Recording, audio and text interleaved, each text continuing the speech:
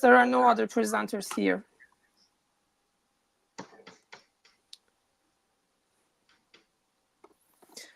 Just a second. Yeah. I hope I'll be ready in a second. Yeah. In a minute, probably. I'm almost ready.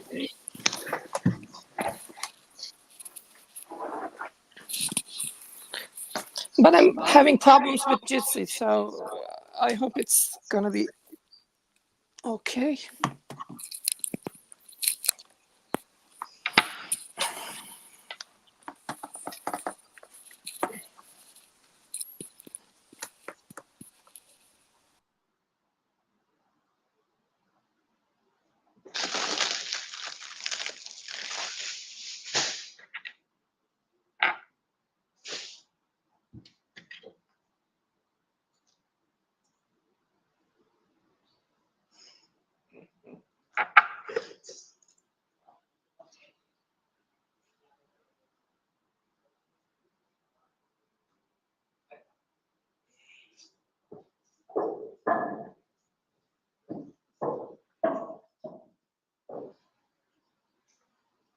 Hi. Do you know the way of to connect? You are connected now, right now? Yeah, Okay. it's okay. Perfect. So you are Julia? Yeah. Okay.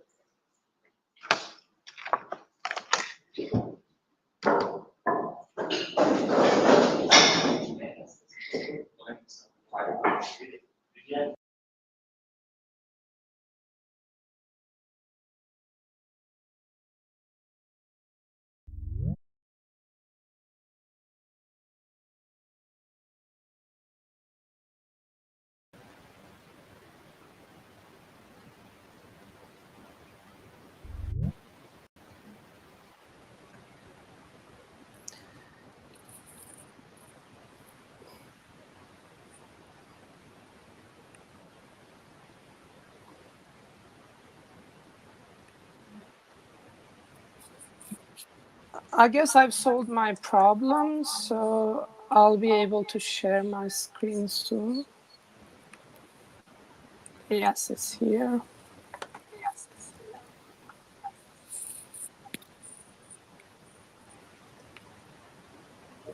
Perfect.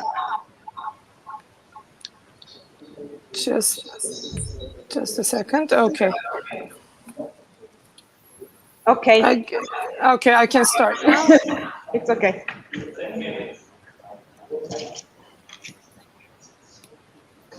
Okay, so I'll present our paper titled Use of Metaverse in Education. I'm going to start by introducing briefly the history of Metaverse by talking about the previous technologies, Web 1.0, Web 2.0, and 3.0, and then introduce the Metaverse environment briefly, and then discuss a brief history of it, talk about its architecture and how it's used in educational purposes. And finally, I'll talk about the advantages and disadvantages of using it in educational settings. And I'll conclude the paper with a brief discussion. First of all, when we check the history of the web, we can say that the first web was mostly involved static web pages and guest books where users can write their feedback in a one-way action purpose. And then with the evolving of the technologies, we have Web 2.0, which also has dynamic web pages with Ajax and JavaScript and other technologies. We have blogs, mobile apps, social networks, and cloud computing and other technologies that support Web 2.0. And then we have Web 3.0 with the addition of semantic web technologies, artificial intelligence technologies, and augmented reality, virtual reality, and extended reality technologies. With also the advance of the blockchain, we have NFTs and cryptocurrency technology as a building block of Web 3.0 as well. And then we have edge computing and dynamic applications. When we talk about metaverse, we can say that it's based on the pillars of both of these Web 1, 2, and 3.0 technologies.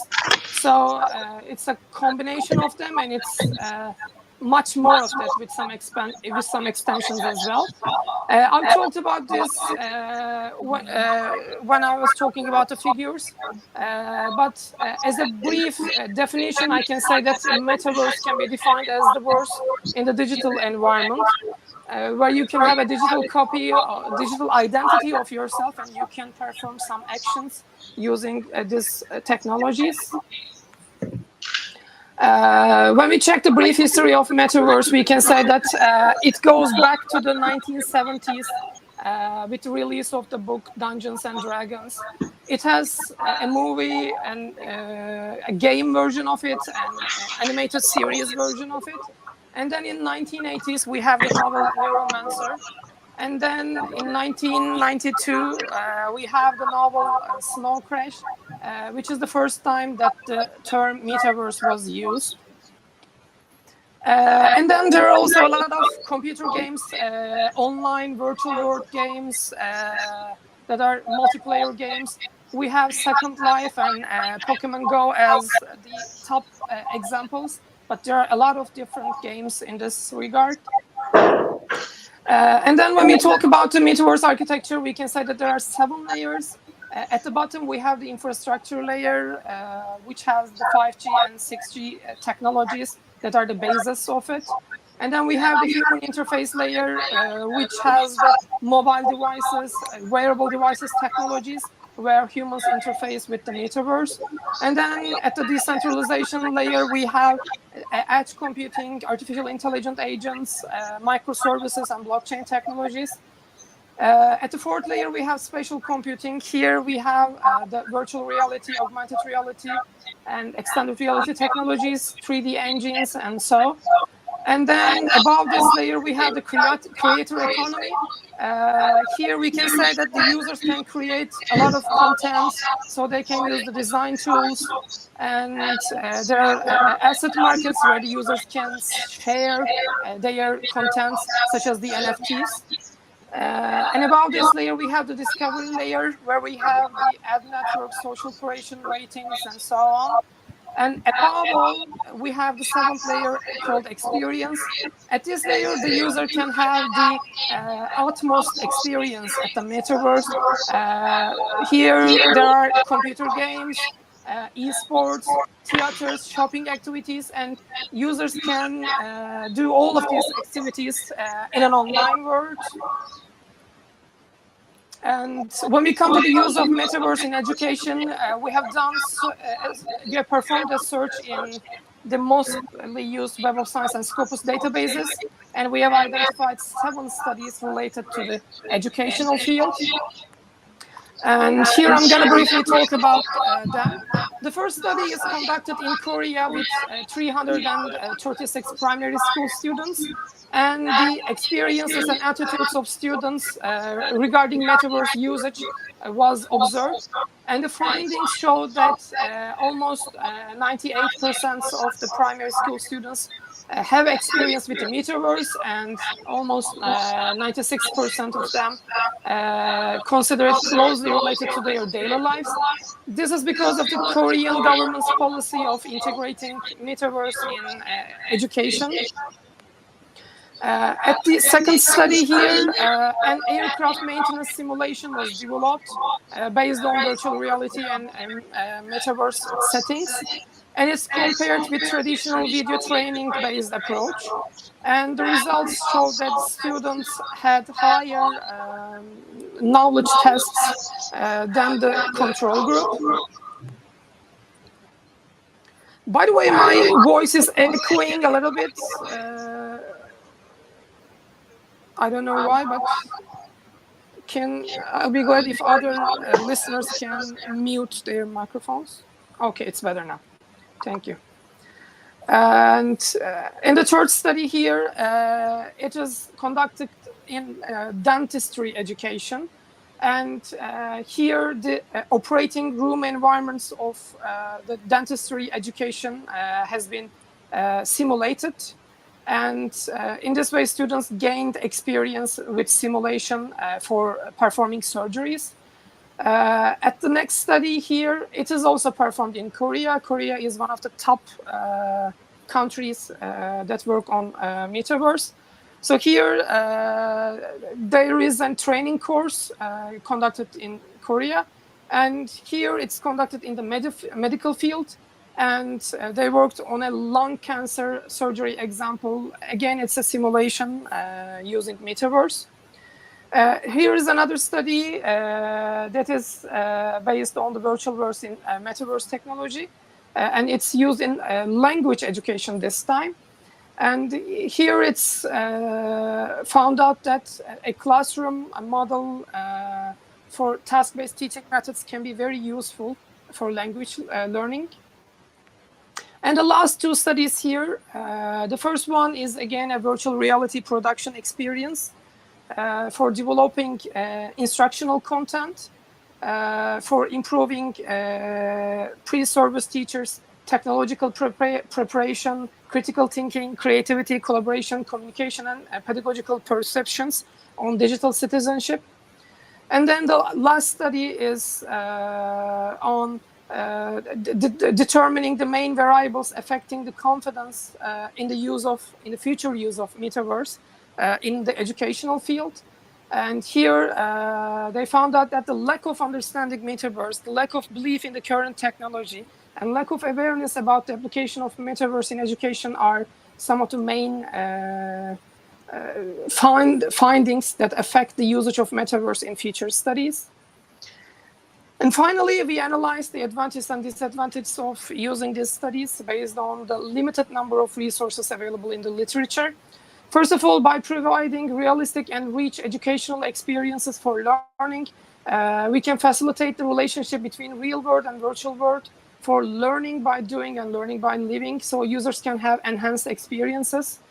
And by using Metaverse, we can enable the acquisition, sharing, discussion, and information discussion of information provided by visual, audio, and touching inputs. So we can have multiple sensory inputs available in this regard. And by appealing to students' visual, auditory, and tactile senses, it can contribute greatly to the realization of concrete learning, which is one of the most desired functions in the teaching environments. And by providing access to students from different geographies, we can enable students to study in the same environment. So this will be advantages for the students that live in rural areas. And as the rest of the advantages, we can say that by enabling the engagement with time-consuming, difficult, and risky and complex learning experiences in real life, we can facilitate learning by simulation with Metaverse in this environment with virtual reality technology. For skill-based learning, we can say that it provides the opportunity to practice different skill types and repeat these practices as much as desired. This is another advantage of the simulation purposes of the Metaverse usage. It helps eliminating the problems experienced in collaborative working due to disability, time, cost, physical distance, and geographical limitations. It enables learners to socialize with their gestures, mimics, and movements. So by establishing multi-channel communication in written, oral, and both written and oral forms.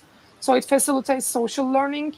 And by developing serious game and gamification opportunities in Metaverse, it provides a fun learning environment. So it attracts the attention of students. That's one of the main advantages.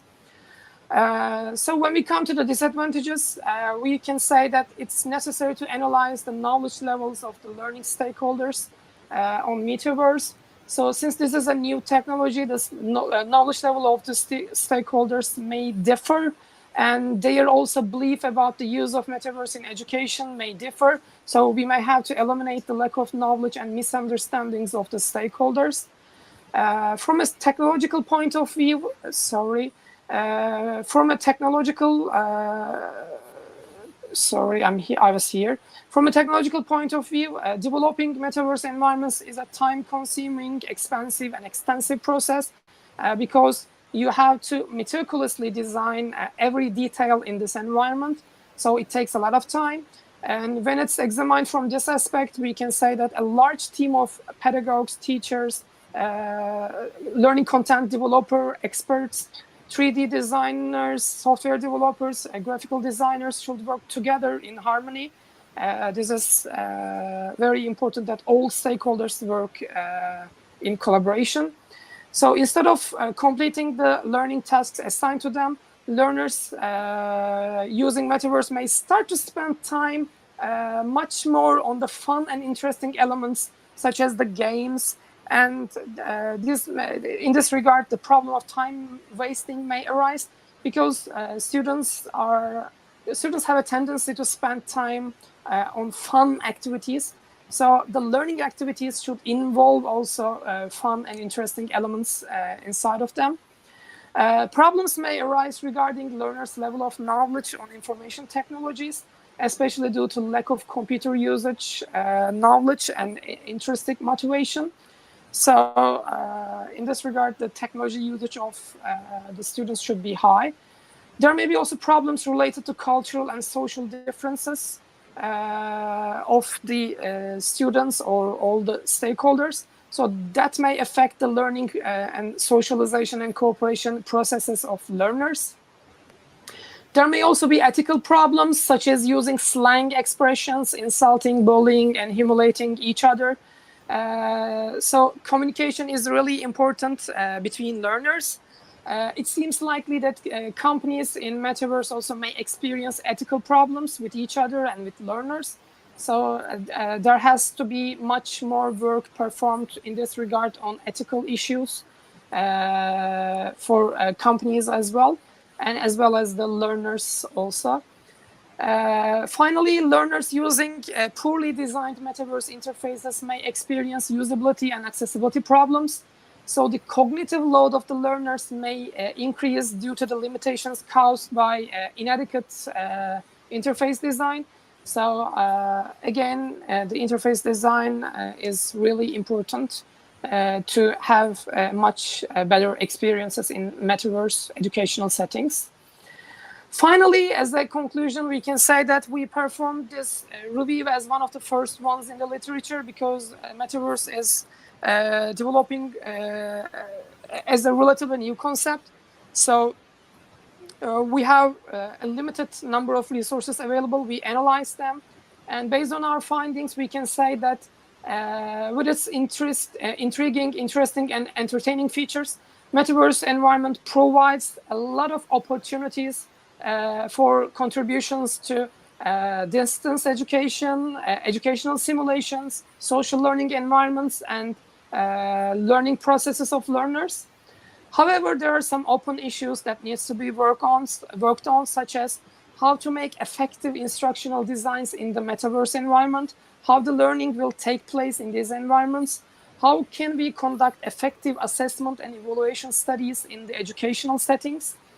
And since Metaverse is a relatively new technology, it needs to be accepted by learners, instructors, school administrators, and all other stakeholders involved in educational settings.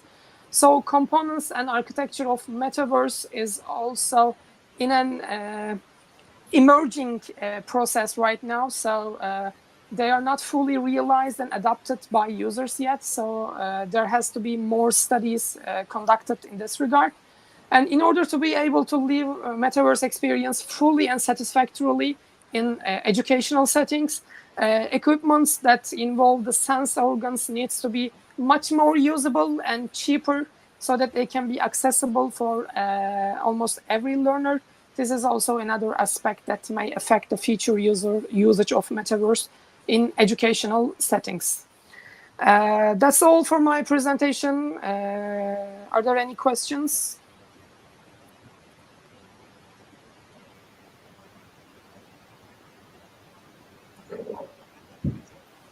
No. Okay, thank you for your attention.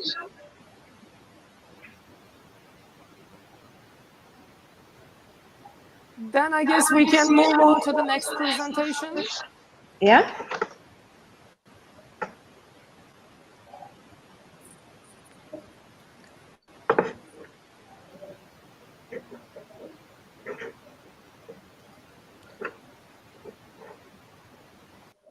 there isn't. Is Lumia Ivashova here? No, there isn't. Okay. The other two presentations were supposed to be in presence. Should we move on to them, Julia? Yeah. Or wait for a while? Campisi, Borruso, Meloni, Beatrice. No. Yeah, I will make the presentation for them. Okay. Because they're running late, so they asked me to make the presentation. Yeah. Okay, one moment. Okay.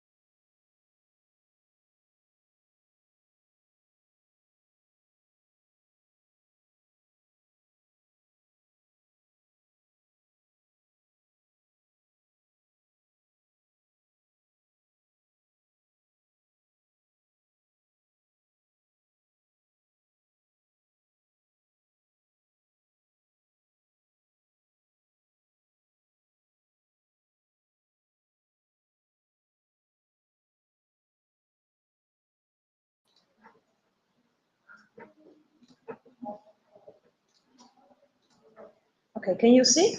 Can you see? Can you hear me? Yes, I can see and I can hear you. Okay, perfect. Okay. So I am here to covering the presentation of Professor Ginevra Balletto, Professor Giuseppe Borruso, Professor Tiziana Campisi, Professor Rita Meloni, and Professor Beatrice Scappini. And today we will talk about the city for mobility and university student in post-pandemic era. So we will start focusing about the urban mobility for a student, for university student. Outline the paper as follows. So we will start from a presentation of the university and the city, then analyzing some cases about related to the COVID-19, and then we'll pass through with the material and methods, university as urban centrality, a methodological approach, a case study for 4 different small and medium university and in Italy, and then we arrive to the conclusion. So here our aim it is to define an index of centrality for different universities that we will call Unicity Index, and to make it we will use some different we will put together some different indicator related to innovation, socioeconomics, mobility, and land use. So shall we start? At first, we have to know that in literature, university has an important impact, not only for what concern the cultural aspect, but also related to a lot of positive externalities that give to the cities and to the relation between cities and university. For instance, we could see here that a growth in the workforces and in the workplaces, a neighborhood transformation, the growth of the territory, and involving the city in a process called studentification of the area surrounding the university. We have seen that in literature during the COVID-19, there has been a huge influence on the transport sector, where it reduced and arrives at almost zero, also in Italy and all over the world. And this transformation bringing to a totally changing into the transportation system and demand. So we could see less demand in public transportation, and the demanding of transport is going much more in other way of transport, for instance, electric scooters, hoverboard, and other kind of transportation. But indeed, some different plan it has been provided called sustainable urban mobility plan that we have to take into account about sustainable transportation and about the changing of the transport mobility for the city. But it is important to underline that we must also take into account and consider the university student in this case. And so in this slide, we could see that there are some sustainable urban mobility plan in various cities in Italy. For instance, in Brescia, Perugia, Trento, Rome, about local public transport, shared mobility, rent and parking, and carpooling. And that's some important things to analyze. So then, going deeper, we could see the different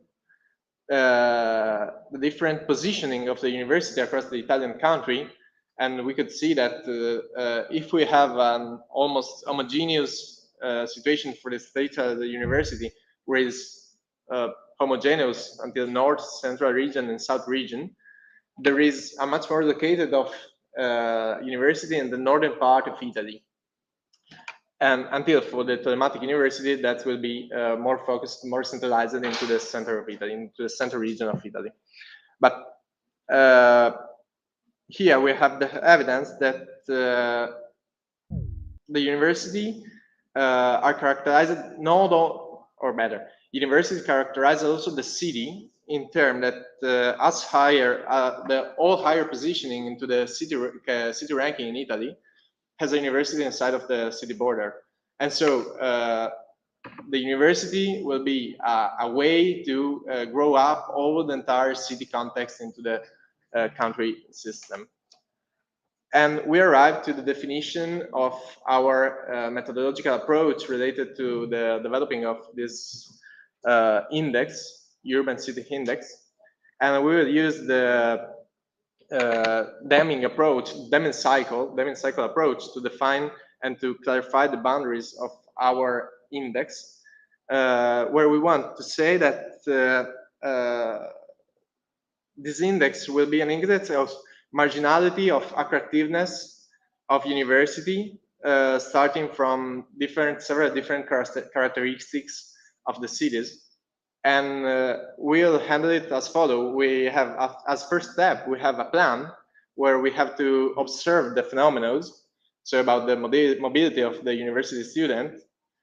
The second phase will be to do. So we have a desk analysis of open data set, and we arrive to elaborate the construction this index. In the third step, we have to check, so we have to compare the results and the objective. And the final step of our analysis will be act. So it will be the creation of city policies for starting on what have we seen. And the second part of this methodology is that to create this index, we will use the Simpson formulas, putting together intrinsic and extrinsic characteristics of the cities based on several different databases. And we could see as the unicity index will be 1 minus log of summary of nj n minus 1 divided by n per n minus 1. So that's the theoretical form of the Simpson index that we will use to elaborate our unicity index. So an index that take into account the marginality of the activities of different universities. And right now we are going deeper elaborating a case study for several different universities in Italy related to small and medium university. So we have taken into account the Cagliari and Trieste University that is medium university, and the University of Enna and Aosta, that is a small university, and analyzing intrinsic and extrinsic characteristics, we're going to elaborate this tool. So here we could see the intrinsic characteristics that we have used for the elaboration of this tool. It is the university ranking, the number of students, the number of graduate students, the youth employment rate, the youth of entrepreneurship, and the rent of a house, the percentage of income based on the percent of the income, and the gap between the center suburbs in percentage. So the intrinsic characteristics are the ones that are inside of the university system, and then going to analyzing the extrinsic characteristics, we could see that is the characteristics that is around of the university, so that include the cities in particular. And here we have the elaborate market areas as number of municipality, the areas in terms of surface, the population in that areas, and the car motorization rate, and a lot of other index. And putting all together in a single way, we can elaborate the Simpson index. That going to 1 minus Simpson index, we are going to find our city university index, that arriving much more is closer to 1, more the university will be attractive. So under this point of view, we could see as Cagliari and Trieste, that is medium enterprises, will be much closer to the most level of attractivity. And when we consider a small university, Enna and Aosta will have a lower capacity of attractive, and it has been more marginally. So, as I told you, we have taken into account several different characteristics that could be being part of several different areas like cultural services, economics and sustainability, housing availability, environmental quality, fast mobility service, and zone mobility service. And putting all together, we are arriving to define this index. That, I repeat, it would be an index of marginality and attractivities for a university and for a city. And what could be the conclusion of this paper? The conclusion is that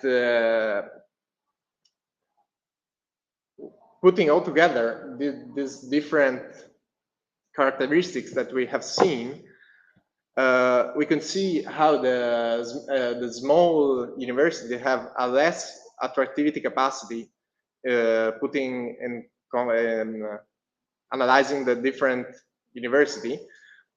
And the idea of this paper is going deeper and deeper with this analysis and extending this analysis to all the several different universities across Italy, and to define the capacity of attractivities of all different universities.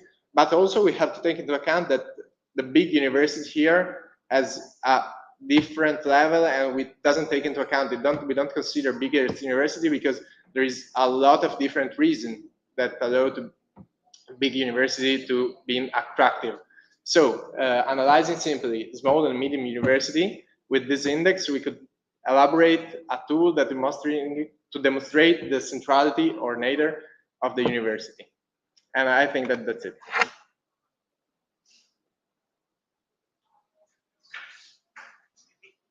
Thank you very much. If you have any questions also for home, I think that Professor Ginevra Balletto is connected with us, and me or her could answer to you your question.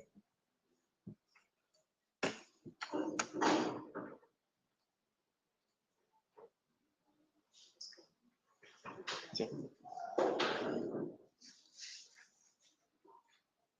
Okay.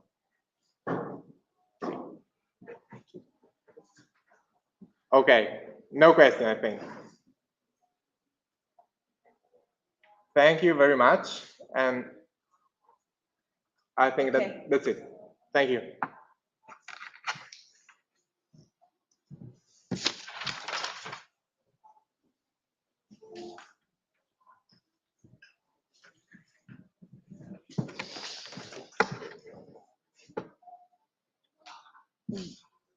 There is a chair, B-roll. Okay. Okay. Sorry, what did you say? The next is Ginevra Balletto, Maralladu, and Camerin. Ginevra? Yes.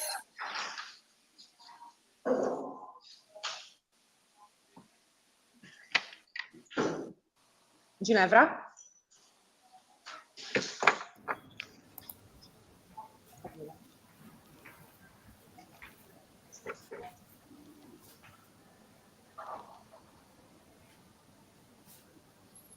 I guess Federico is here. Federico. Yeah, Maybe. yes, I'm here. I'm Okay. here. Should I put the presentation? Yeah? Okay. Now Can you? Okay, now it's working because before it wasn't working. I'm sorry. Perfect. Now can you see? Yes. Okay, so I should start. Amazing. Good morning. I'm Federico Camerin, and in name of Ginevra Balletto and Maria Ladu, we are presenting the work Sustainable Mobility, Urban Mobility Planning and Walkability in the Post-Pandemic Era. We're trying to specifically assessing the role of urban enclaves in this frame. So we're starting from the point of view that urban transformation usually generates a series of public and private real estate compounds which constitute real obstacles to urban walkability. The growing attention towards the sustainable development goals established on a global scale introduced new contexts in urban redevelopment policies, aiming at favor higher levels of accessibility in the consolidated fabric, particularly the pedestrian one. So we define this presentation starting from this point, the current point of view that is of health crisis that has made even more evident specific problems affecting contemporary urban areas. Various levels of government have addressed them to promote sustainable development models. So we try to develop this, and we are saying that the environmental crisis, and more precisely atmospheric pollution, stand out because it influences the health condition of people. So it requires new planning paradigm based on the theories of the 15-minute city and the proximity and health city. These solutions, in turn, bring the challenges related to walkability and accessibility back to the center of the recent urban debate. Mobility plays a fundamental role in this context, as it is the result of a complex phenomenon of economic and social interaction between various territorial scale activities in the transport system. Within this framework, whether mobility represents the potential ability to travel, accessibility is the measure of this attitude and represents an interaction between people, goods, and activities located in different places. Accessibility has historically been defined as the degree of ease within which an individual can reach a spatially distant place using a specific transport system. It means that accessibility depends on four main factors: the characteristics of people, the distribution of activities in the territory, place of departure and arrival, and the transport system that connects a specific area to other located in the territory. The urban, within this framework, the urban sustainable mobility plan may represent a stimulating planning tool for achieving the proximity city, guaranteeing higher levels of pedestrian accessibility and therefore quality of urban life. The promotion of urban walkability to achieve also by expanding bike and pedestrian paths to reduce vehicular traffic is contributing not only to decrease air pollution levels, but also to respond to the need for healthier lifestyles. The pandemic has also increased this need, and in a frame of an increased value of digital connection systems in guaranteeing adequate accessibility to primary services and usually the lifestyles of each person. The promotion of urban mobility. Despite the growing awareness to promote urban walkability, a significant obstacle for achieving it is represented by the public or private real estate sites, often unused. So due to the sites and architectural features, this area represents impenetrable places, a sort of real enclave in the urban fabric. Starting from these assumptions, well, we try to develop a model that can overtake the difficulties represented by urban enclaves, specifically the case of military settlements. Well, we also define what is an enclave. That is conceived as a French-derived term, enclave, to close with a key, and from the vulgar Latin, enclavare, to lock up. It defines closed and sheltered spaces that can be possibly opened with an entrance from the outside to the inside and vice versa. Due to their conditions, enclaves maintain a close relationship with their surrounding context. The notion of enclave, which is significantly reviewed by the current literature, is often applied to research on gated communities. Despite this, from the spatial point of view, the definition that I provided you just before can be applied to specific kind of enclave in urban environments. Former sites such as industries, markets, but here we focused our attention on military settlements, which are large land-consuming spaces immured. Their relevant presence, specifically in the Italian cities, relied on the need to provide accommodation and training areas for soldiers since the Italian unification dated back in the mid-1860s. The realization of these settlements followed specific architectural and urban schemes according to the international debate among military engineering. The condition of enclosures was also characterized by the location at the border of the 19th century Italian city centers, and their condition as a large piece of land excluded from the real estate dynamics. The end of the Cold War and the dissolution of the Soviet Union in 1991 was a pivotal event that implies strong geopolitical changes and territorial repercussions, such as the military reorganization and rationalization. As a result, dozens of military settlements have faced closure since the 1990s, and the conversion of former military sites became a significant challenge in terms of urban regenerations, and is taking decades to be achieved due to a variety of factors. What is important about this site is that behind the perimeter walls, the morphology of military site is made up by of precise layout. Wide open and green areas for circulation and training give military enclosures the potential value for developing new urban mobility planning schemes on the basis of slow mobility routes. This, in turn, may improve urban permeability and the level of walkability. The same opportunities may be tied to other public-owned sites like military sites, but not only. And these areas show similar architectural and urban planning schemes that give them the status of proper urban enclaves. We focus on the Italian case. So here there is a tool that is called Sustainable Urban Mobility Plan that is a strategic planning tool that is based on the principle of integration, participation, monitoring, and evaluation draft to meet the demand of mobility for people and goods. This tool aims to ensure the right to mobility without burdening as far as possible in terms of air and noise pollution, traffic, and road accidents. It is a tool that contributes significantly to improving the quality of life and the environmental performance of urban areas to ensure a healthier urban system within an overall framework of sustainable economic and social development.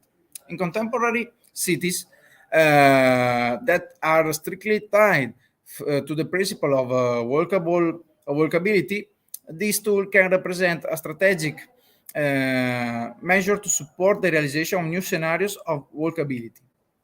We took as a reference the case of the Italian cities called Modena, located in the Emilia-Romagna region in the northeastern part of the state, that stand out due to recent experiences of sustainable urban mobility planning. Here, the city made an attempt to ensure the integration of the two forms of active mobility, walking and cycling. More precisely, the creation of a new network of pedestrian paths was highly integrated with cycle paths.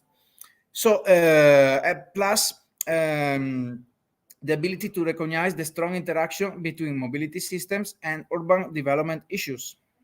This plan was developed in full synergy with the local development plan of the municipality of the City Council of Modena. This approach is pivotal for the sustainable urban planning that tends to manage the demand for mobility and coordinating development policies containing land consumption and pursue urban quality. Considering the obstacles generated by the urban enclaves in the development of a walkable city, we argue that this plan should become a strategic tool to highlight and address these critical issues, especially regarding the positive, especially focused towards the positive externalities that are the opening of pedestrian and cycle paths, which in turn could be generated in urban environments. This type of interventions affect urban morphology in order to contribute to transform immersed cities into opportunities for mobility. So the creation of new networks of pedestrian and cycle paths may ensure higher levels of urban walkability as well as proximity to urban facilities in line with the 15-minute city paradigm. The need to guide design choices aimed at creating new pedestrian paths within the city led us to develop a methodology for calculating the proximity index. It required the definition of a series of indicators to evaluate the positive externalities generated by the opening of a pedestrian and cycle path within an enclave. The method used is based on the Deming cycle framework, which allows a continuous monitoring process and result. In particular, the method is divided into the following phases. The plan, we comprise in this the phenomenon observation, a survey and analysis of urban enclaves, and the goal definition. Do. So it regards desk analysis and data set evaluation to define a set of indicators and index construction. 3. Check. It means the comparison of the results, the values of the PI associated with each enclave, and the intervention priority assessment. And 4. Act. It means promoting urban regeneration policies with that should comprise the definition of a time schedule of interventions according to the priorities identified by the PE. The 5 indicators we're proposing are fundamental to represent the characteristics of single buildings or public real estate complex, which are intrinsic characteristics, and those of its context, the extrinsic characteristics. The attractiveness indicator, that this is given by the product between the number of functions located in the context and the weight from 1 to 10, which increases as the variety of functions increases. The uniqueness indicator, this is given by the product between the number of potentially feasible crossing in the enclave and the weight from 1 to 10, which reaches the maximum value if there are no alternative crossing in the immediate surroundings and there is no possibility to make new ones. The usability indicator. This is defined as the degree of difficulty in walking the crossing determined by the physical characteristics of the space to be crossed, whether it is open or closed. It assumes a value between 1 to 10, where 1 represents the maximum degree of difficulty and 10 the minimum degree of difficulty. Satisfaction. The 4th is the satisfaction indicator. This is given by the product between the number of inhabitants who would benefit from the opening of the crossing in the neighborhood and the weight from 1 to 10. The 5th is the feasibility indicator, defined as a degree of technical and economic difficulty in making the crossing. It assumes a value between 1 to 10, where 1 represents the maximum and 10 the minimum degree of difficulty. The proximity index, the PI, is given by the sum of these indicators according to the following formula. And here, I don't know why. Why this is closed? Excuse me, one moment.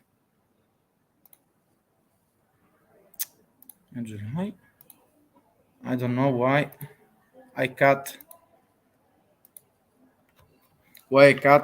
two slides more. Well, no worries. So this analysis of the indicators appropriately weighed and the subsequent calculation of the proximity index provide an assessment of the degree of transformation of the urban enclaves in relation to the possibility of creating a network of pedestrian paths. More precisely, after selecting sites having the characteristics of urban enclaves, the PI assigns a different degree of priority of intervention to each of these parts of the city. It defines a hierarchy in terms of positive externalities that can be generated by the progressive opening of the immersed sites for the construction of pedestrian or circle paths. Now I think I'm just finished because I have 1 minute left. So, well, to sum up, this index may formulate the introduction of temporary or transitory intervention in urban governance. As a matter of fact, the indicator referring to the feasibility informs about the possibility of creating new pedestrian crossing in certain urban enclaves, even before defining an overall development scheme for the entire site.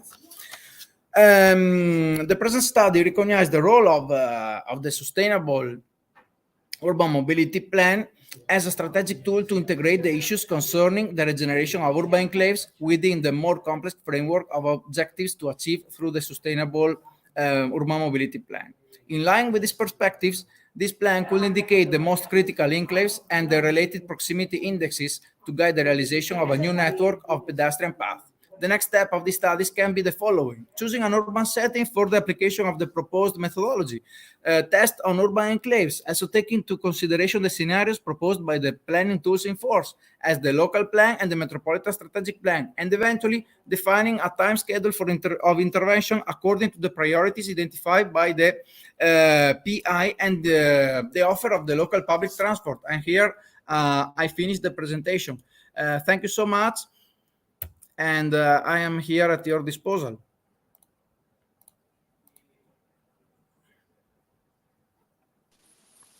Any questions? If not, I'll ask you something. The title of your paper also presents the post-pandemic era. So what is the effect of the pandemic on your approach here? Yeah, here we define this tool as an existing tool that should be promoted in each city, in each urban context that actually is not well developed in all urban areas in Italy, but also abroad.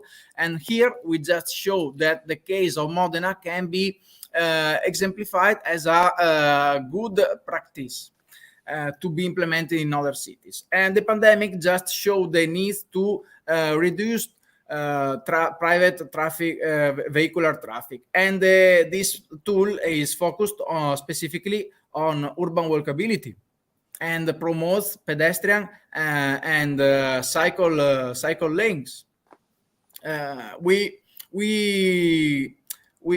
observed in these 2 years that also the pandemic, the rate of contagious and the deaths related to COVID-19 pandemic can be exacerbated by the great levels of contaminants, and this plan can cut this level, the high level of contaminants. So we hope that this could be a first step, pivotal step, to provide more insights about also walkability through urban enclaves such as military settlements. Okay, thank you. I hope I explain myself. Yeah. Very good. Thank you.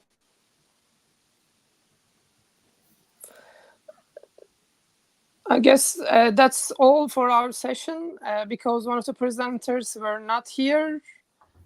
And I'm checking the participants now, but the second presentation will not be done, I guess. Julia, do you have any information about it? No, he's absent.